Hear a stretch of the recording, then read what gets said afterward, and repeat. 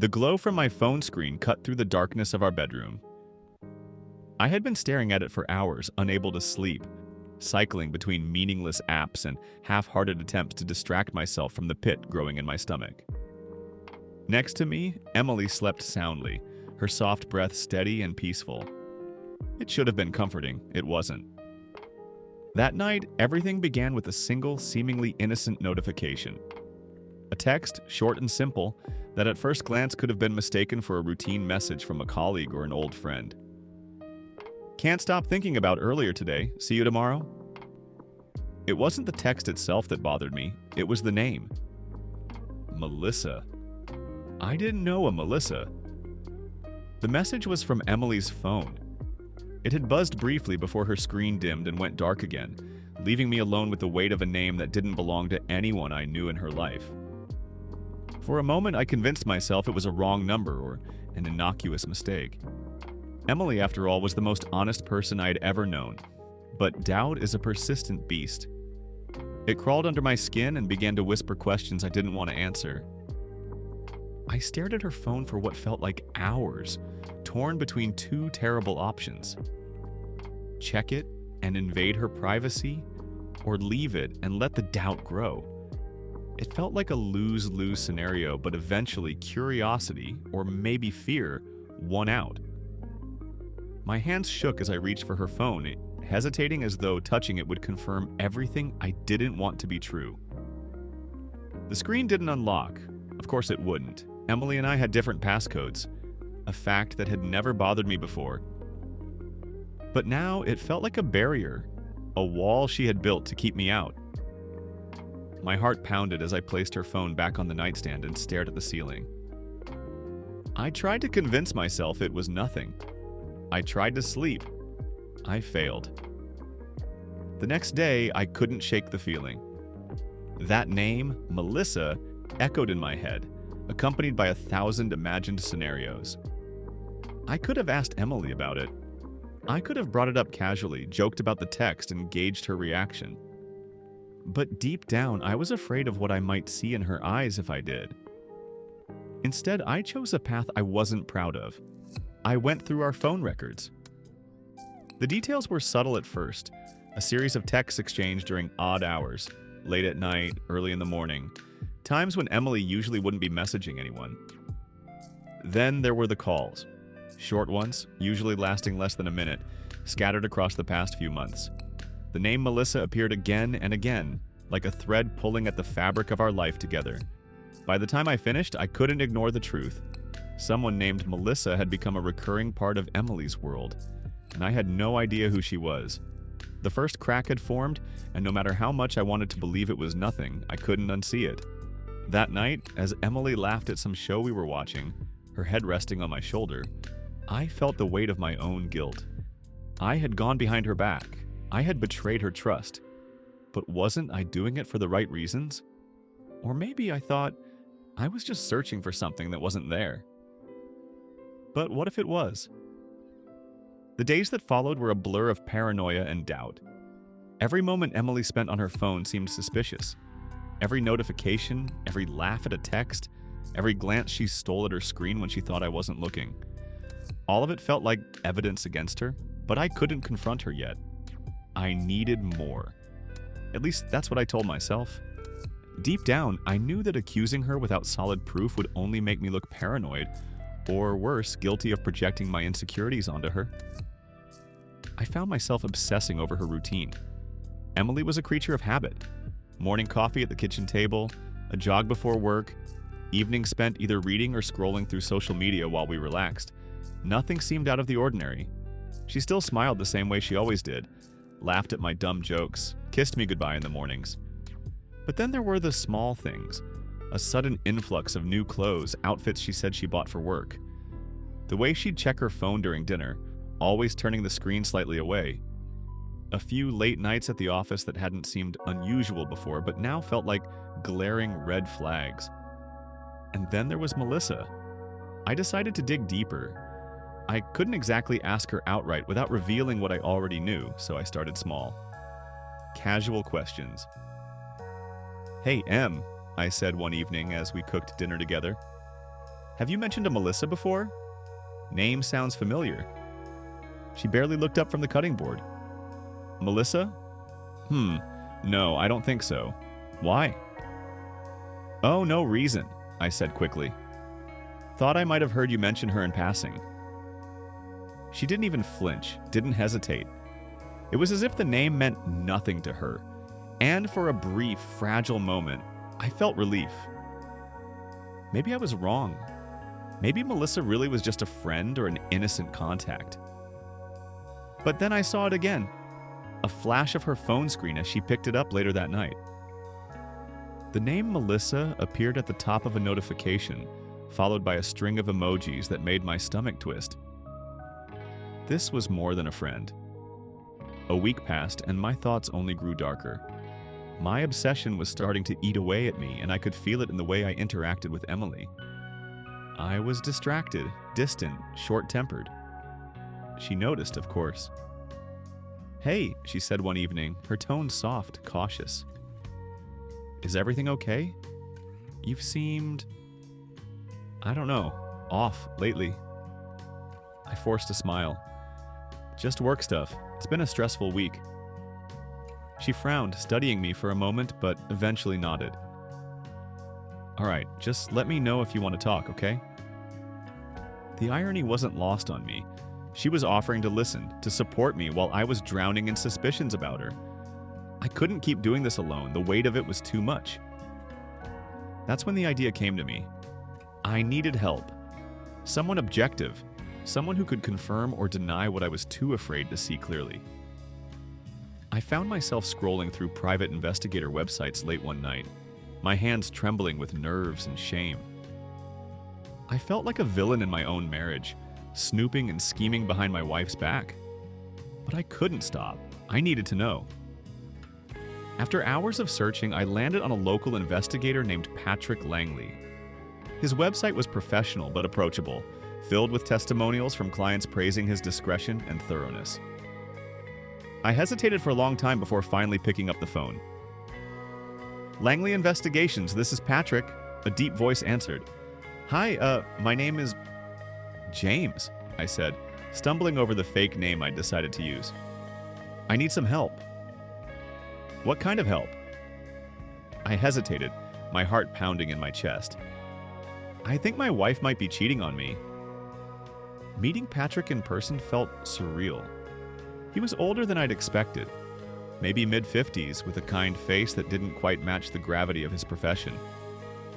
We met at a small diner on the edge of town where I handed him a folder of everything I'd compiled. Phone records, screenshots, notes about Emily's schedule. This is a good start, he said, flipping through the papers. You've done your homework. I nodded, my throat dry.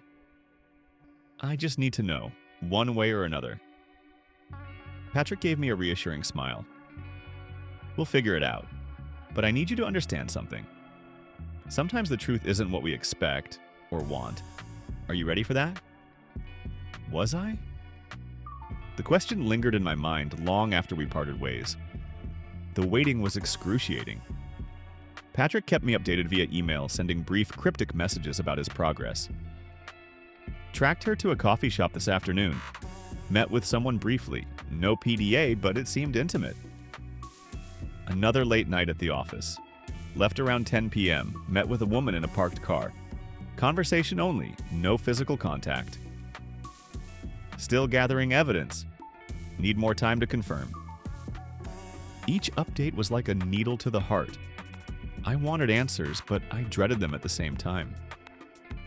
One night, as I sat alone in the living room, staring blankly at the TV, Emily came and sat beside me. You've been so distant lately, she said, her voice tinged with sadness. It's like you're not even here anymore. I'm just tired, I said weakly. She reached for my hand, her touch warm and familiar. I love you, you know that, right? I nodded, unable to meet her eyes. The guilt was overwhelming. She was lying to me. I was almost certain of it.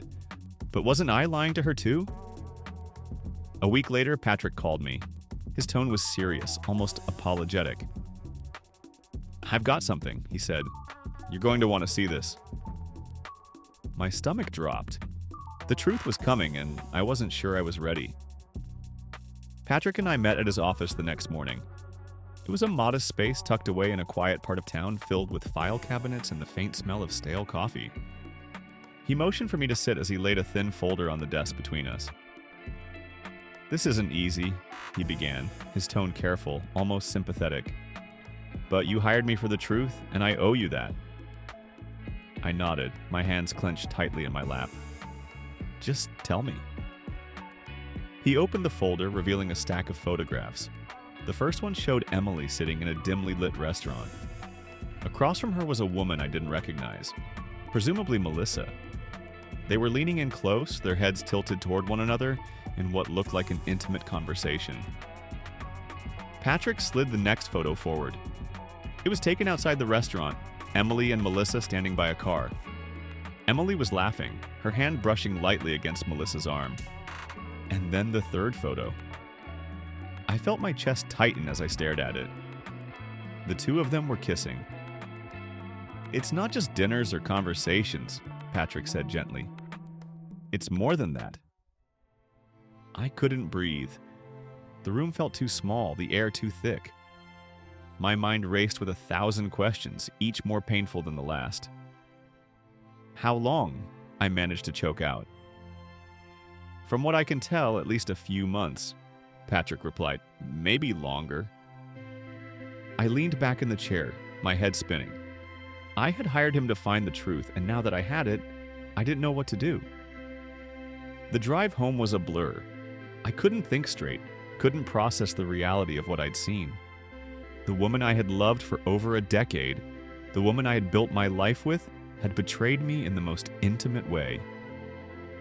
By the time I walked through the front door, my anger had started to bubble to the surface. Emily was in the kitchen, humming softly as she prepared dinner. She looked up and smiled when she saw me. "Hey, you're home early," she said cheerfully.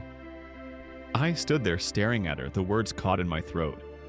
How could she act so normal, so innocent, when she was hiding something so devastating? "James, are you okay?" Her voice snapped me out of my thoughts. I forced a weak smile. "Yeah, just tired." She frowned but didn't press further. That night, I couldn't sleep. I lay awake in bed, staring at the ceiling, my mind replaying the images from Patrick's folder over and over again. Emily slept beside me, her breathing steady and peaceful, as if she had no idea her world was on the verge of collapsing. I knew I had to confront her, but how?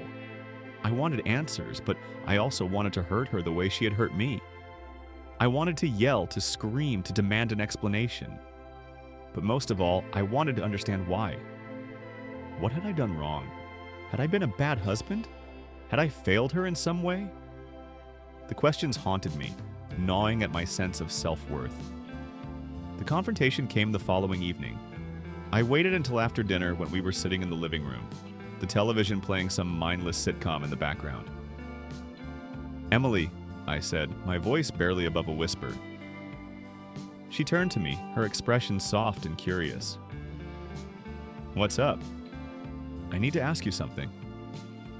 She tilted her head, a hint of concern creeping into her eyes. "Okay." I took a deep breath, my hands trembling. "Who's Melissa?"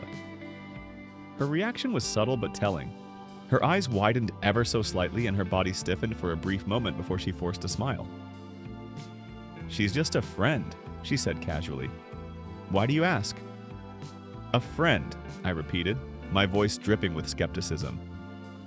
"Yes," she said, her tone firmer now. "James, what's this about?" I pulled out my phone and opened the email Patrick had sent me earlier. Without saying a word, I handed it to her. The photos were all there, staring back at her like a damning indictment. Emily's face paled as she scrolled through them. When she finally looked up, her eyes were filled with something I couldn't quite place. Fear, guilt, maybe even regret. "James, I can explain," she said quickly. "Explain what?" I snapped, my voice rising. "Explain how you've been sneaking around behind my back? How you've been lying to me for months?" "It's not what it looks like." Don't, I interrupted, my tone sharp and unforgiving.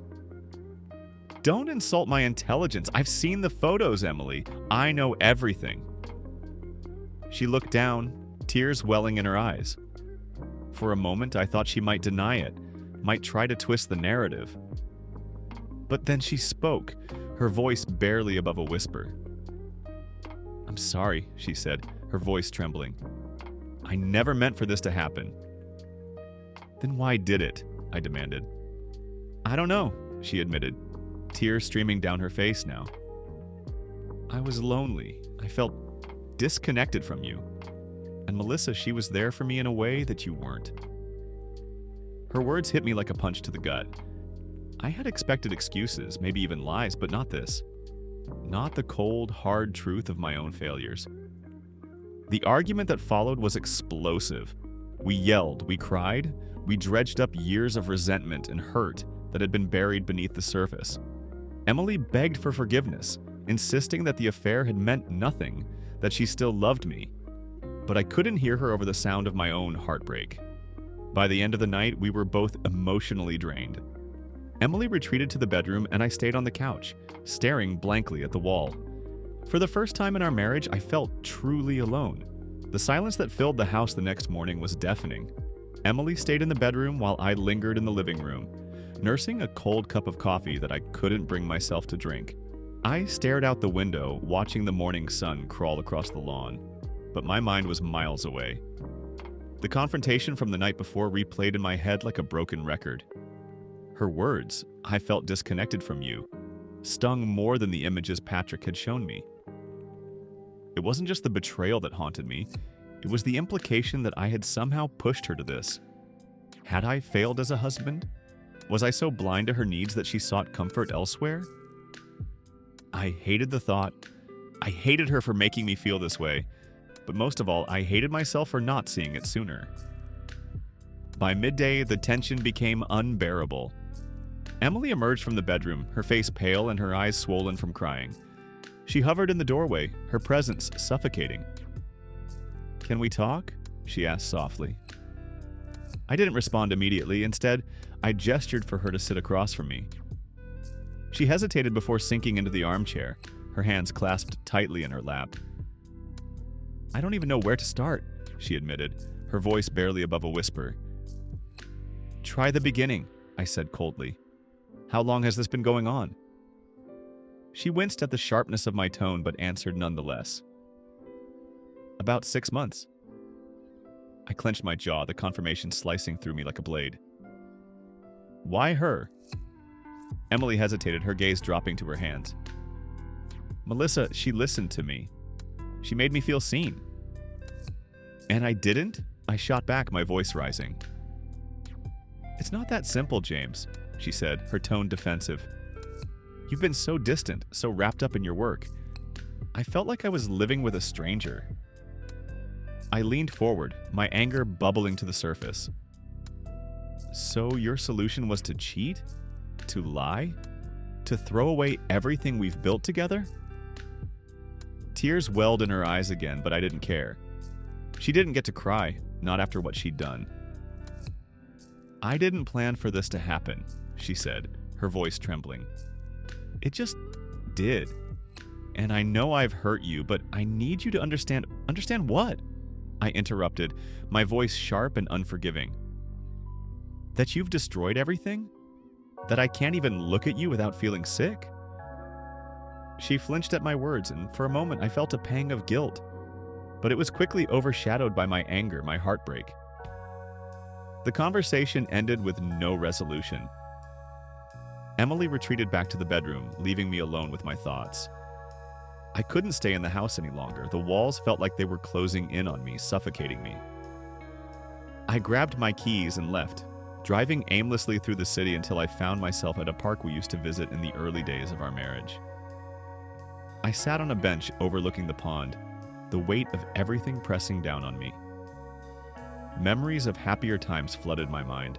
Our first date, our wedding day, the lazy Sunday mornings spent in bed, laughing and talking about nothing in particular. How had we gone from that to this? That evening I made a decision. If I was going to confront this nightmare, I needed clarity. I needed to understand not just Emily's actions, but my own role in all of this. I called Patrick. "James?" he answered, his tone cautious. "I wasn't expecting to hear from you so soon." "I need to know more," I said, my voice firm. "What do you mean?" "About Emily, about Melissa, I need everything." There was a pause on the other end of the line before Patrick responded. "Are you sure? Sometimes more information only makes it harder." "I'm sure," I said, though the knot in my stomach told me otherwise. "All right," he said with a sigh. "Give me a few days." The following days were a blur of avoidance and awkward silence. Emily and I tiptoed around each other, exchanging only the most basic pleasantries. She tried to reach out, to bridge the growing chasm between us, but I couldn't bring myself to engage. One evening, she stood in the doorway of the living room, her arms wrapped tightly around herself. "James," she said, her voice trembling. "I know you hate me right now, and I don't blame you. But I need you to know that I'm sorry. For everything." I didn't respond. I couldn't. "I love you," she continued, tears streaming down her face. "And I'll do whatever it takes to make this right." Her words hung in the air, heavy with desperation. But I couldn't bring myself to believe them. When Patrick called me 3 days later, I was ready. Or so I thought. "I've got what you asked for," he said. "Are you free to meet?" We agreed to meet at a diner on the outskirts of town. Patrick arrived with a thick envelope in hand, his expression grim. "This is everything I could find," he said, sliding the envelope across the table. I opened it cautiously, my heart pounding in my chest. Inside were more photos, emails, and text message transcripts. Each piece of evidence painted a clearer picture of the affair, how it had started, how it had progressed, and how deeply Emily had been involved. One email in particular caught my eye. It was from Emily to Melissa, dated 3 months ago. "I don't know what I'm doing anymore. I feel so torn. I love James, but with you, I feel alive in a way I haven't in years." The words blurred as tears filled my eyes. When I finally looked up, Patrick was watching me carefully. "What do I do with this?" I asked, my voice barely above a whisper. "That's up to you," he said simply. As I left the diner that night, the weight of the envelope in my hands felt unbearable.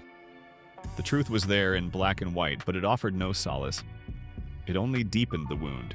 The drive back home felt like a lifetime. I clutched the envelope on the passenger seat, its presence looming like a storm cloud.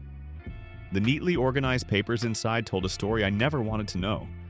A story of deceit, passion, and betrayal.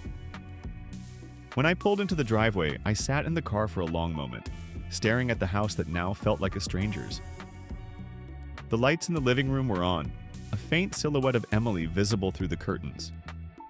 I wondered if she knew where I'd been, if she could sense the tidal wave of truth I was about to bring crashing down. Inside, Emily was seated on the couch, a blanket draped over her shoulders. She looked up as I entered, her eyes searching mine for some sign of where we stood. "James," she started, her voice hesitant. I held up a hand to stop her. "We need to talk," I said, my tone as steady as I could muster. Her face paled and she nodded, setting the blanket aside. "All right." I placed the envelope on the coffee table between us and sat down across from her. "What's this?" she asked, her voice trembling. "Proof," I said simply. She hesitated before reaching for the envelope, her hands shaking as she opened it. As she sifted through the contents, her face crumbled. Tears spilled down her cheeks and she covered her mouth with her hand. I didn't think you'd go this far," she whispered. "What choice did I have?" I snapped, my anger bubbling to the surface. "You weren't honest with me. I had to find the truth on my own." Emily's sobs filled the room, but I didn't let it soften me. Not this time. "Do you have any idea what it feels like to read this?" I continued, holding up one of the emails. "To see how you talked about me, about us, like I was some obligation holding you back. I didn't mean— Don't! I interrupted, my voice sharp. Don't lie to me again. She broke down then, her shoulders shaking as she buried her face in her hands. For a brief moment, I felt a flicker of guilt, but it was quickly extinguished by the weight of her betrayal. Why, Emily? I asked, my voice softer now. Why did you do it? She looked up at me, her eyes red and swollen. I don't know, she said, her voice barely above a whisper. That's not good enough, I said firmly. You don't get to destroy everything and then say you don't know why. She wiped at her eyes, struggling to compose herself. I felt lost, James. For so long, I felt like I was just going through the motions. Melissa, she made me feel alive again. And what about me? I asked, my voice breaking. Did I mean so little to you? No, she said quickly, shaking her head. You mean everything to me. I made a mistake. A terrible mistake. The words hung in the air, heavy and suffocating. I leaned back in my chair, running a hand through my hair as I tried to process everything. I don't know if I can forgive you, I admitted, my voice barely audible. Emily flinched at my words, fresh tears spilling down her cheeks. I don't expect you to, she said, her voice trembling. But I need you to know that I'm sorry. I'll do whatever it takes to make this right. I wanted to believe her. I wanted to believe that we could somehow rebuild what we'd lost. But the image of her and Melissa together, the words in those emails, the betrayal, they were burned into my memory, an unshakable reminder of what she'd done. I need time, I said finally. She nodded, though the pain in her eyes was evident. Take as much time as you need, she said softly. That night I slept on the couch, or rather I tried to. Sleep was elusive, my mind racing with questions and doubts. I replayed every moment of our marriage, searching for the cracks I'd missed, the signs I'd ignored. When the first light of dawn crept through the windows, I realized I couldn't stay in the house any longer. I needed space to think, to breathe. I left a note for Emily on the kitchen counter. I need some time away. Don't call me. Then I packed a bag and drove to a motel on the edge of town. The next few days were a blur of isolation and introspection. I spent hours walking aimlessly, replaying every conversation, every moment of our marriage in my head. I thought about the man I'd been when we first met, optimistic, driven, full of love. And then I thought about the man I'd become, tired, distant, consumed by work. Had I pushed her into Melissa's arms? Was I as much to blame for this as she was? The thought was unbearable, but it wouldn't leave me. On the third day, I received a text from Patrick. How are you holding up? I stared at the screen for a long moment before replying. Not great. Do you want to talk? I hesitated before typing, I don't know what to do, Patrick. How do I even begin to fix this? His response was immediate. The first step is deciding if it's worth fixing. I stared at his words, the weight of them pressing down on me. Was it worth fixing? Could I ever truly forgive Emily for what she'd done? Or was it better to walk away and start over? I didn't have an answer. That evening, I found myself back at the park where Emily and I had spent so many happy moments. I sat on the same bench as before, watching the sun set over the water. For the first time in days, I felt a sense of clarity. I couldn't change the past. I couldn't erase the betrayal or the pain, but I could decide how to move forward. As the sun dipped below the horizon, I made a decision. I would return home, and I would confront the future, whatever it held, with an open heart. The drive back to the house was suffocating, the air in the car thick with the weight of everything that had transpired. I'd spent days lost in my own head, cycling through anger, grief, and doubt. But I knew I couldn't avoid Emily forever. If there was a path forward, it began with me walking through that door again. When I pulled into the driveway, the house looked the same, yet it felt entirely different. It wasn't home anymore, not in the way it had been before all of this. I sat in the car for a few minutes, summoning the courage to face her. My hand trembled as I turned off the engine, and I realized I hadn't even decided what I was going to say. Inside, the house was quiet. Too quiet. Emily wasn't in the living room, but her purse was on the counter, a sign she was somewhere close. The faint sound of her footsteps came from upstairs. I set my bag down by the door and climbed the stairs, each step echoing louder in my mind. When I reached our bedroom, the door was ajar. I found her sitting on the edge of the bed, her face pale and drawn. "James," she whispered, her voice a mix of relief and trepidation. I stood in the doorway for a moment, studying her. She looked smaller somehow, as if the weight of her guilt had physically diminished her. Her eyes were red, likely from days of crying, and her hands fidgeted nervously in her lap. "I'm back," I said simply, stepping into the room. She nodded, swallowing hard. "I wasn't sure if you would come back." "Neither was I admitted. Her gaze dropped to her hands. "I'm so sorry, James. I know I keep saying it, but I don't know what else to say. I'll do anything to make this right. Anything." I sat down in the chair by the window, putting some distance between us. "I've had a lot of time to think," I said. "About us, about what you did." She flinched at my words but didn't interrupt.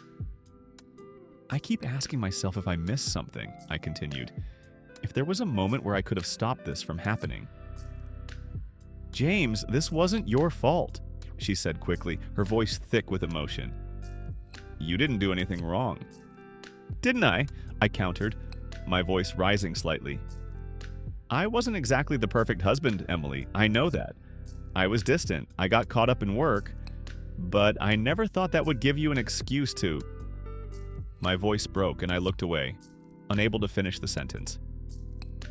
Emily stood and took a tentative step toward me. "It wasn't about you," she said softly. "It was about me. I felt lost, James. I felt invisible. And then Melissa, she made me feel seen again." I looked at her sharply. "You think that makes it better? You think that justifies what you did?"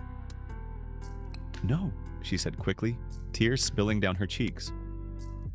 "Nothing justifies it. I was selfish and stupid, and I've destroyed everything we built together. I'll regret it for the rest of my life." Her words hung in the air, and for a moment I wanted to believe her, but the pain was still too raw.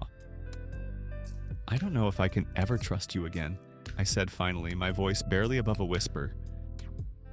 We sat in silence for a long time, the weight of my words settling over us. Emily sank back onto the bed, her shoulders slumping in defeat. "I understand," she said quietly. "And if you decide you can't, I won't blame you." Her resignation cut deeper than her betrayal. I wanted to yell at her, to demand she fight harder for us, but what was the point? "I need to know something," I said, breaking the silence. "Did you love her?" Emily's eyes widened and she shook her head vehemently. "Number God, no. It wasn't love, James. It was a distraction. A way to escape everything I was feeling." Her answer should have brought me some comfort, but it didn't. If anything, it made me feel worse. "Do you still talk to her?" I asked. "No," she said firmly. "I ended it the moment you found out. I haven't spoken to her since." For the next few hours, we talked. Really talked. For the first time in years, we laid everything bare. Our fears, our insecurities, the cracks in our relationship that we'd both ignored for far too long. It was painful, but it was also necessary.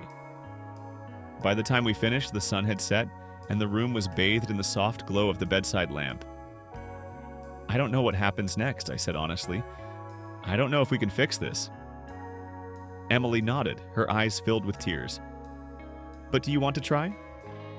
I hesitated, the weight of her question pressing down on me. Did I? Could I?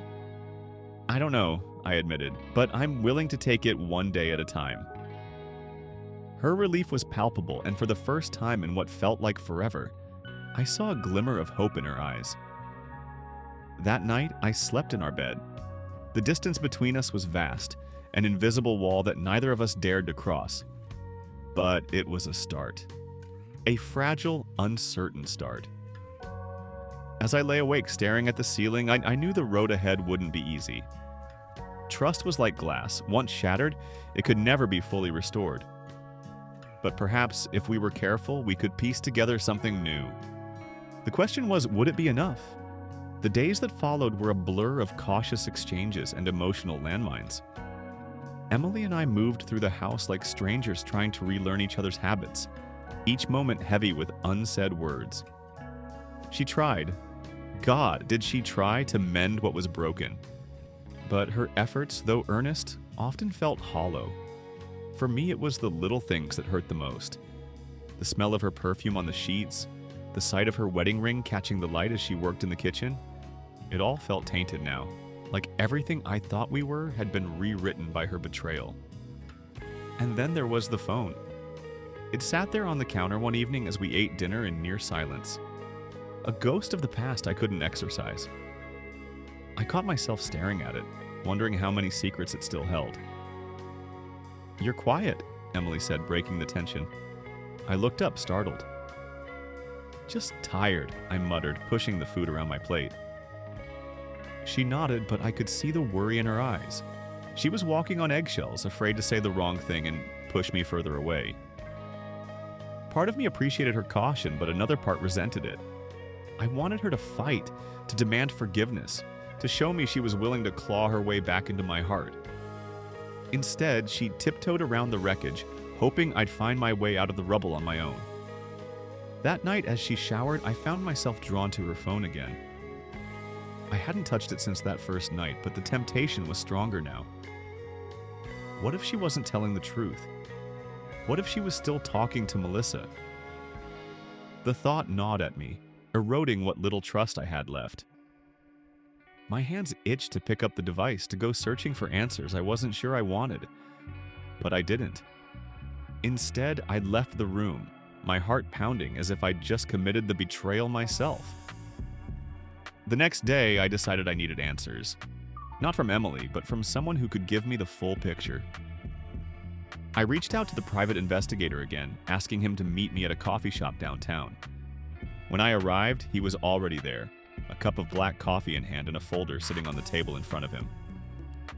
"James," he said, nodding as I sat down. "Thanks for coming," I said, my voice low. "No problem. What can I do for you?" I hesitated, unsure how to frame my request without sounding paranoid. "I need you to dig deeper," I said finally. "I need to know if she's still in contact with Melissa. If there's anything else she hasn't told me." The investigator frowned. "Are you sure?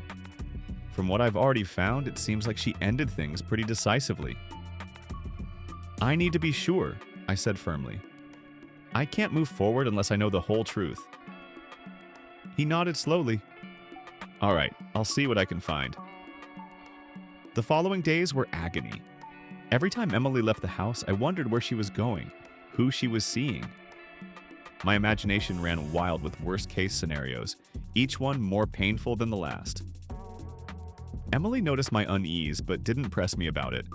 Instead, she threw herself into repairing our relationship, suggesting we see a therapist together, cooking my favorite meals, and leaving me notes of encouragement around the house. One evening, I found a letter tucked under my pillow. It was written in her neat, familiar handwriting, and as I read it, I felt the knot in my chest tighten. "James, I know I've hurt you more than words can express, and I know I don't deserve your forgiveness. But I want you to know that I'll spend the rest of my life trying to earn it. You're the best thing that's ever happened to me, and losing you would be the worst punishment I could imagine. I love you, and I always will. Emily." I folded the letter and set it aside, unsure how to feel. Her words were beautiful, but they didn't erase the pain. If anything, they made it worse. 2 days later, the investigator called. "I've got something," he said, his voice clipped. "What is it?" I asked, my stomach twisting with anxiety. "I don't think you're going to like it." We arranged to meet at the same coffee shop, and when I arrived, he slid the folder across the table without a word. Inside were photos, grainy but unmistakable. Emily was sitting in a park, her posture tense as she spoke to Melissa.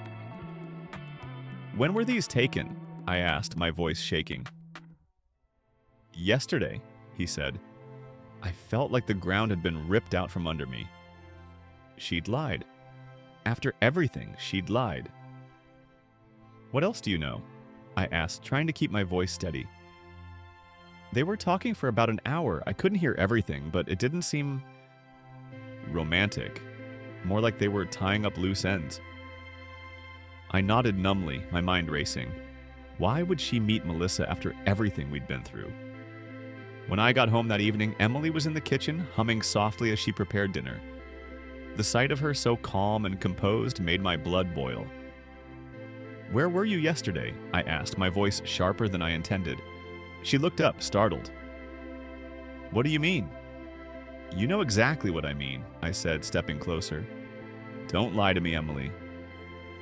Her face paled and she set down the knife she'd been holding. "James, Save it," I snapped. "I know you met her. I have proof." Her eyes filled with tears and she covered her mouth with her hand. "I didn't want to tell you because I knew how it would look." "And how does it look, Emily?" I demanded. "Because from where I'm standing, it looks like you're still lying to me." She sank into a chair, her shoulders shaking as she cried. "She reached out to me," she said finally. "She wanted to apologize, to explain herself.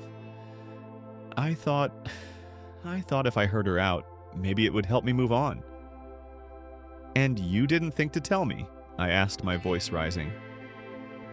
"I didn't want to hurt you more than I already have," she said, looking up at me with pleading eyes. "I swear, James, that's all it was." Her words rang hollow, and I found myself wondering if I could believe anything she said anymore. The weight of her confession lingered between us, a thick fog of distrust and hurt that neither of us knew how to navigate. I wanted to scream, to demand why she hadn't come to me about meeting Melissa, but all I could do was stare at her, my mind racing with unanswered questions. "I didn't want you to think I was hiding something," Emily said quietly, her voice trembling. "But I didn't know how to tell you without it sounding worse than it was." "It doesn't matter how you explain it," I snapped. "You still lied to me, Emily. After everything, you still couldn't just tell me the truth."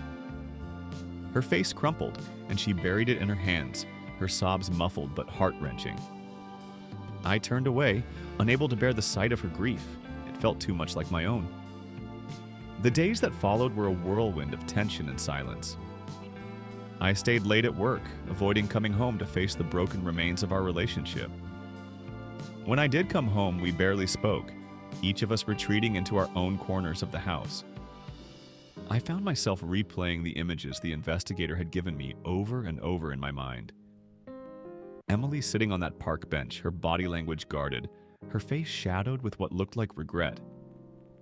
What had they talked about? Why had she felt the need to meet Melissa at all? I couldn't let it go. One evening, I decided I needed answers. "Emily," I said, breaking the silence as we sat across from each other at the dinner table. She looked up, startled, as if she hadn't expected me to speak. "Yes?" "I need you to tell me everything about that meeting with Melissa," I said firmly. She set down her fork, her hands trembling. "I already told you." "No," I interrupted. "You told me what you thought I wanted to hear. I need the truth, Emily. All of it." Her eyes filled with tears, and for a moment, I thought she might refuse. But then she nodded, her voice barely above a whisper. "Okay." She began to speak, her words halting at first but growing steadier as she went on. "She reached out to me a few weeks ago," Emily said, her eyes fixed on the table. "She said she wanted to apologize, to explain her side of things. I didn't know if I should respond, but I thought maybe it would help me find some closure." "And you didn't think to tell me?" I asked, my voice rising. "I was afraid," she admitted. "Afraid you'd think I was reconnecting with her, that you'd never believe it was just for closure." I leaned back in my chair, crossing my arms over my chest. "What did she say?" Emily hesitated, her hands twisting nervously in her lap.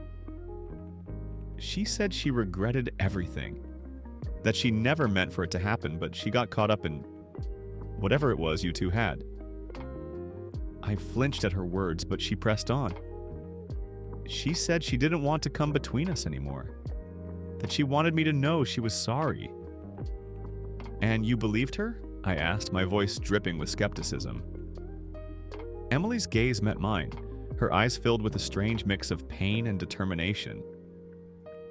I don't know if I believe her, James, but I wanted to hear it. For myself.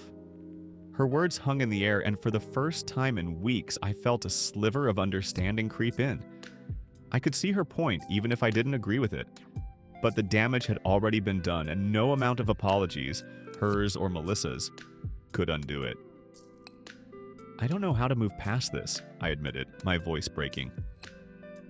Emily reached across the table, her hand hovering over mine but not quite touching it. I don't either, she said softly. But I want to try. If you'll let me. That night I lay awake, staring at the ceiling as Emily slept beside me. Her breathing was soft and steady, a stark contrast to the chaos in my mind. I thought about the man I used to be, the husband who had been too distracted by his own insecurities and failures to see what he had in front of him. And then I thought about her, the woman who had made a terrible mistake but was trying in her own way to make amends. Could I forgive her? Did I even want to? The next morning, I woke up with a sense of clarity, if not resolution.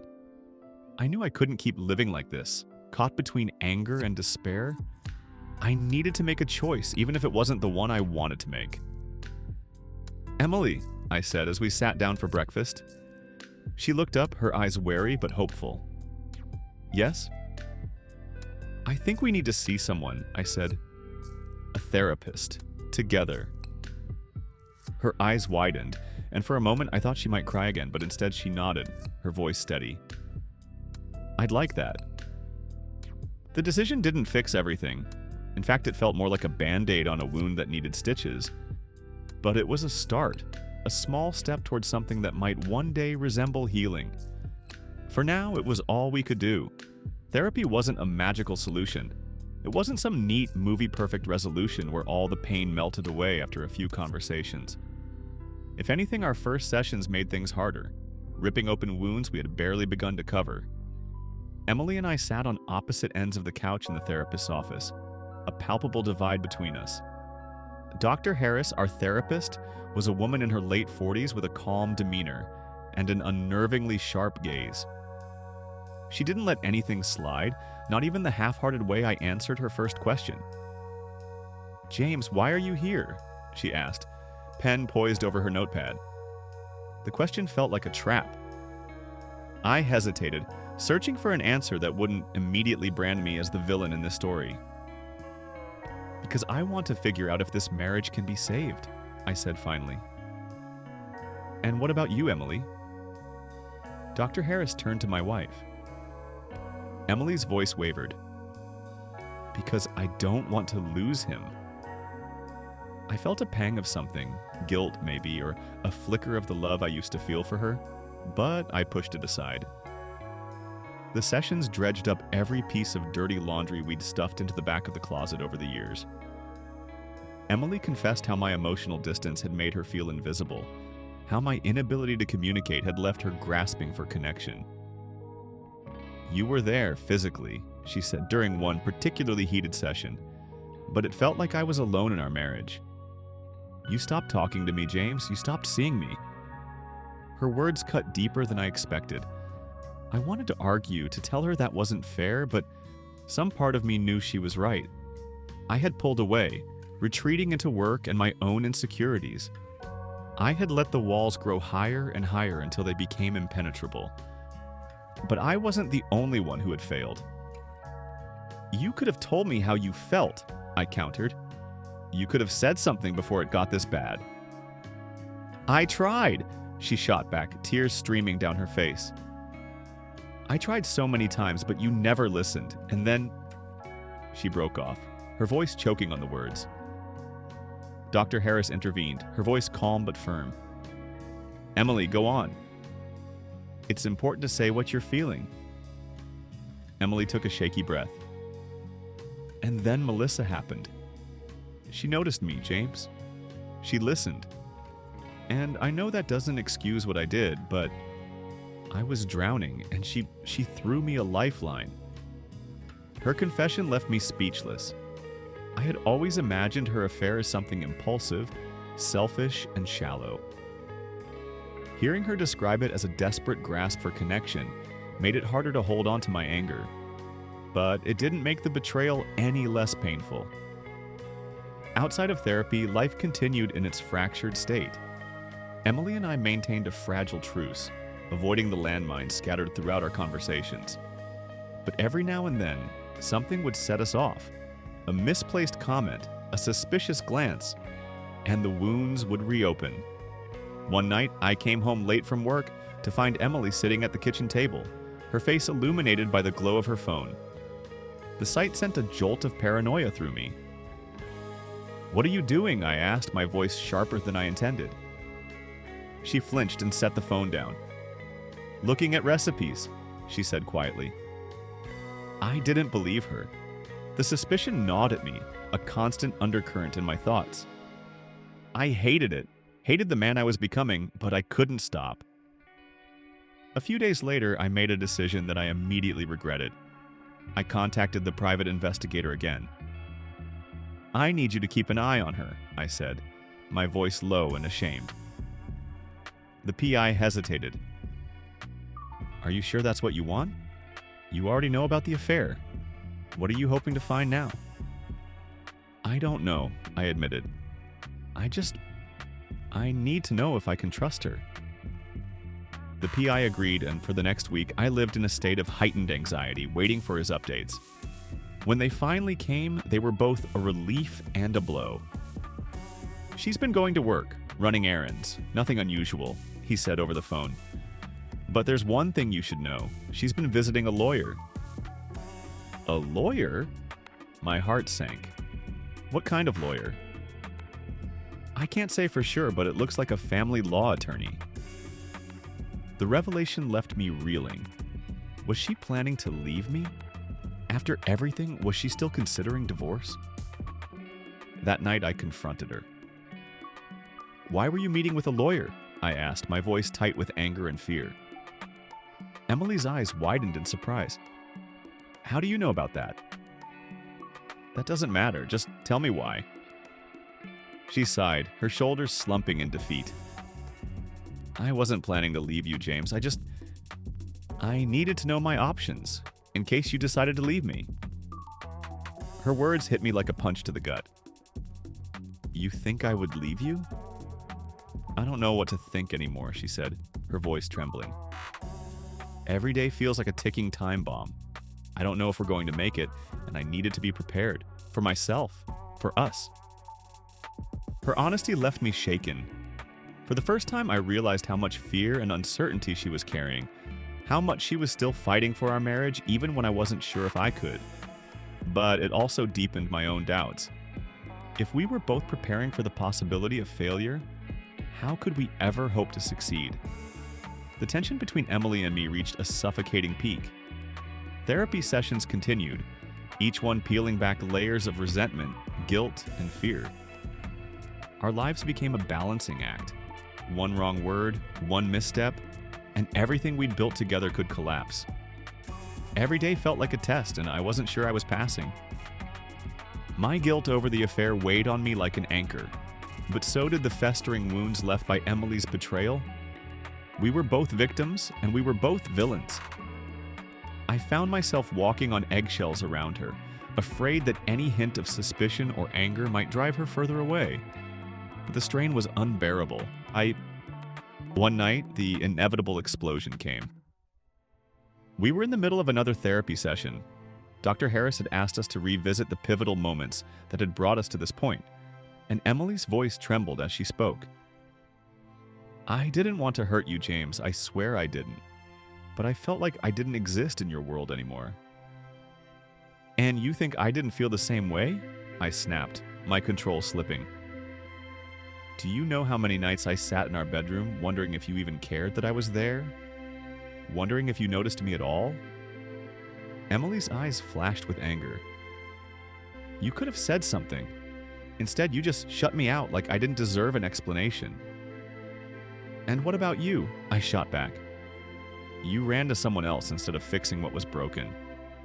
Do you even know what that did to me? I wasn't the only one who betrayed this marriage, James, she said, her voice cold now. You did too. You just hid it better. Her words hung in the air like a loaded gun. Dr. Harris tried to intervene, but the floodgates had opened. You're right, I said, my voice rising. I betrayed you, but at least I never made you feel like I didn't love you. At least I didn't let someone else into our lives, into our bed. Emily's face crumpled, tears spilling down her cheeks. I didn't want to, James. I didn't want any of this. When we got home that night, the argument continued. I can't keep doing this, Emily said, pacing the living room. I can't keep fighting for something that's already broken. Then why are we even trying? I demanded. Why don't we just end it if that's how you feel? Because I still love you, she shouted, her voice cracking. Because I don't know how to stop. Her confession caught me off guard. For a moment, the anger drained away, leaving only the raw, unvarnished truth. I love you too, I said quietly. But maybe love isn't enough anymore. The silence that followed was deafening. Emily sank onto the couch, her head in her hands. I sat across from her, staring at the floor. Do you think we'll ever get past this? She asked after a long pause. I don't know, I admitted. I want to, but I don't know how. For the first time, we were honest with each other. Not just about our feelings, but about our doubts, our fears, and the possibility that we might not survive this. The following weeks were a blur of difficult conversations and half-hearted attempts at reconciliation. We went through the motions of therapy, but the spark that had once held us together was gone. I started spending more time at work, not because I had to, but because it was easier than facing the brokenness at home. Emily withdrew, retreating into herself in a way that felt hauntingly familiar. One evening, I came home to find her sitting at the kitchen table, an envelope in front of her. What's that? I asked, my stomach twisting. She pushed it toward me. It's from the lawyer. My heart sank. So this is it? Emily nodded, tears in her eyes. I don't want it to be, but I think we've both known for a while that we can't keep living like this. We spent hours talking that night, more honestly than we had in years. We talked about the love we had shared, the dreams we had built, and the ways we had failed each other. By the time the sun rose, we were both emotionally drained, but there was a strange sense of peace in the air. I don't regret the time we had together, Emily said as we sat on the couch, the morning light streaming through the windows. But maybe letting go is the kindest thing we can do for each other now. I nodded, tears streaming down my face. I'll always love you, Emily, even if we couldn't make it work. The process of separating wasn't easy, but it was necessary. As we untangled our lives, I couldn't help but reflect on the lessons I had learned. The importance of communication, the dangers of complacency, and the devastating consequences of betrayal. Emily and I had failed as a couple, but maybe, just maybe, we could succeed as individuals.